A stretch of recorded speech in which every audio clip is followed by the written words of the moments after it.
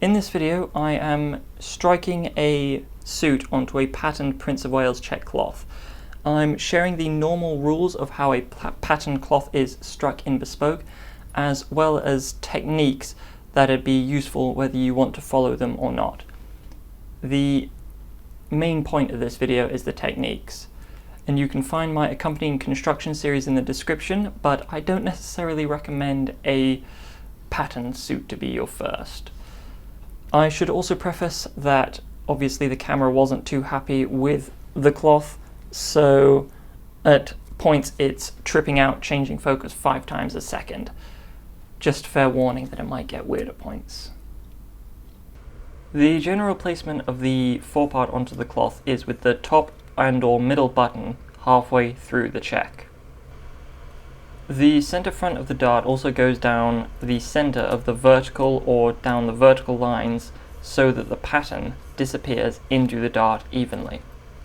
If you have a side body, with the implication that there's also a belly dart, the side body needs to align with the bottom half of the underarm seam, the bottom half of the belly dart.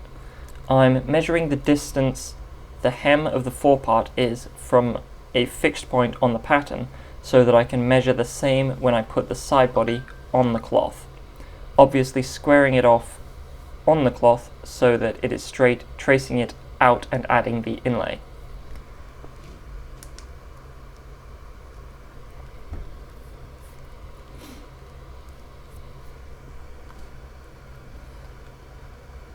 First thing when marking the back is make sure I have enough inlay, so marking about 8 centimeters above the forepart neck point inlay so that I know the lowest point that the back can be placed.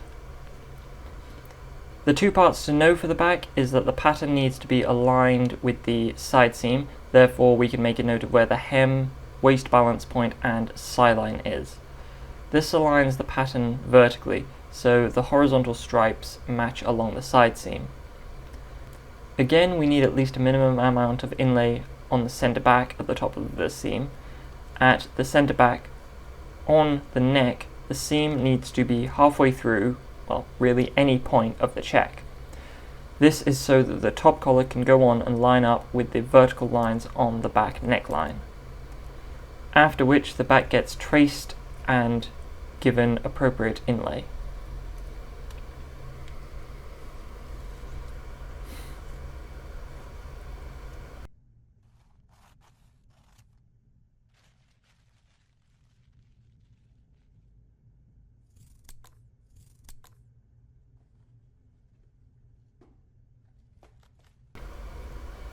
At any point after the forepart goes on, we need the top sleeve pattern to find where the check should be on the sleeve.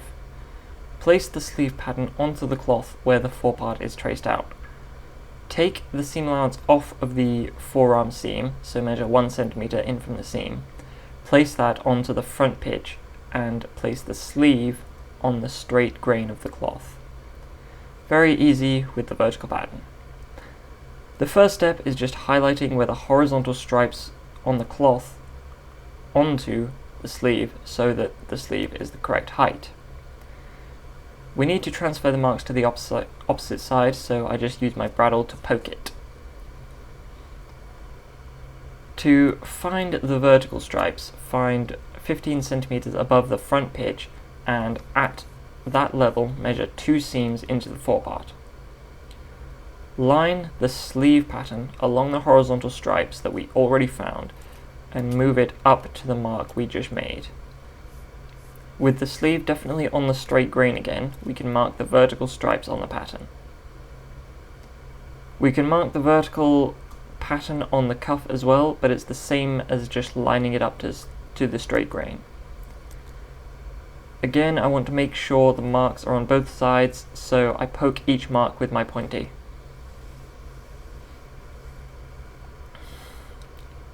From here, you can line up all the marks with the pattern and with the pattern on the correct grain, trace it out. I'm not, because I want to baste some toile sleeves in just to check. For the undersleeve, it really only needs to be correct on the horizontal plane with the top sleeve.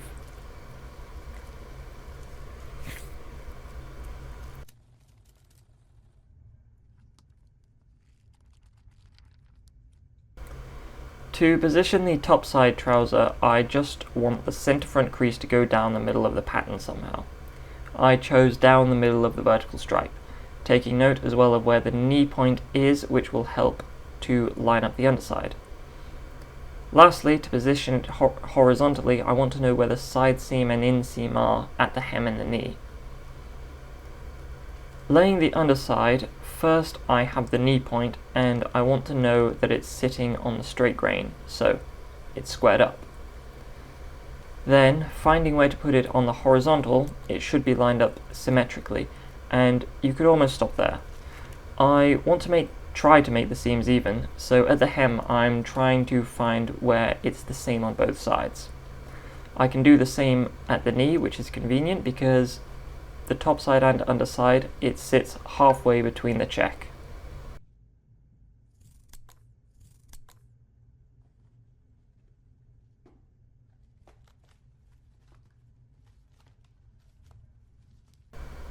Tracing it out, the pattern is on the cloth, but the inlay sends it over the selvage, so I'm going to add a crotch piece so that it can be let out, if necessary, later. We don't necessarily need the knee point, since we're just going to be aligning the horizontal checks anyway.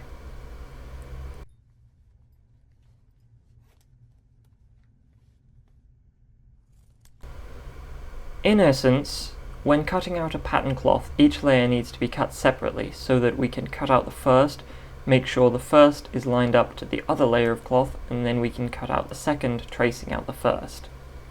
Right?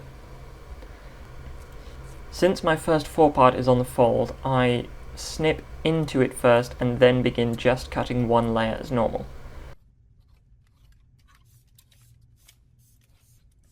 With the first layer cut, the cloth around it is moved out of the way so that we can see the second layer's pattern.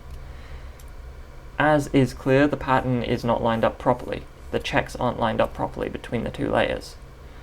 So the top layer needs to be moved so that the checks are perfectly lined up on the second forepart, cutting out around the second layer.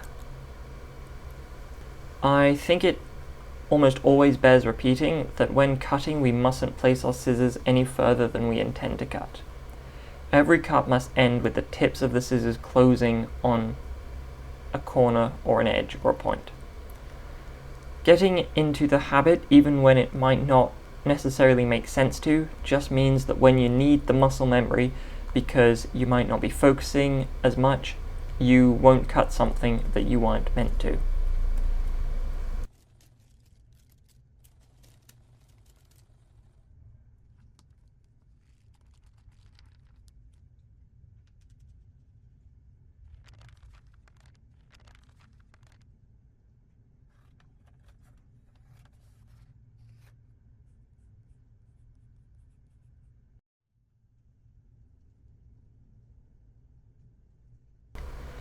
Generally these days, I like to cut a notch into the balance points, such as the pitch, the waist point, the side line, so that if we lose the chalk, if we lose the mark stitches, we haven't lost the important points.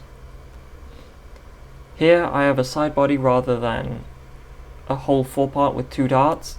It's the same principle to cut out as, well, every piece. The side body is just an extra piece.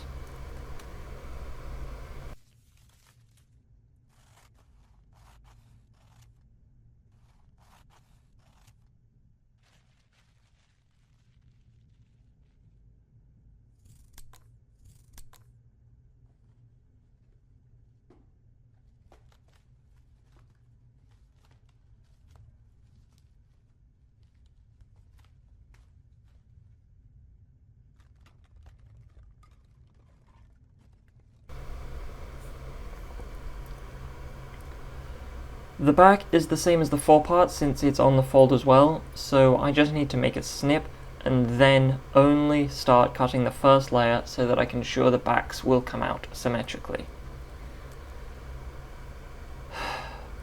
Something to say is that you want this to be done as well as possible. When the piece has plenty of inlay both sides, then there's some room for error because it can be fixed when the piece is mark stitched. Getting the patterns on top of one another here will just make mark stitching it easier, which is pain enough on a pattern.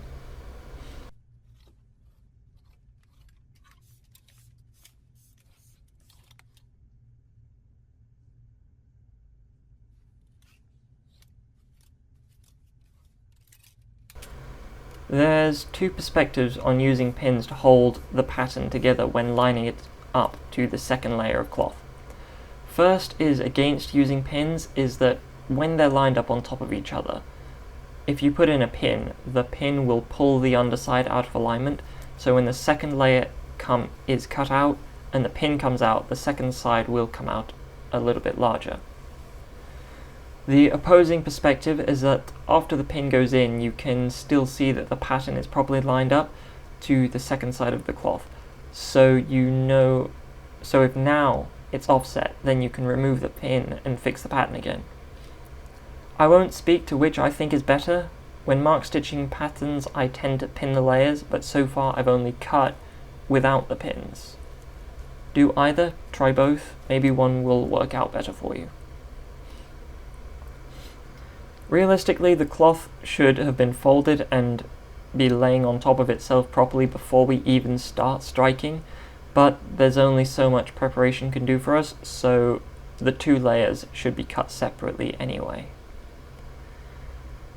And since I need to make this video for the following Friday, it'll be into next year that I actually get the thumbnail for this one done.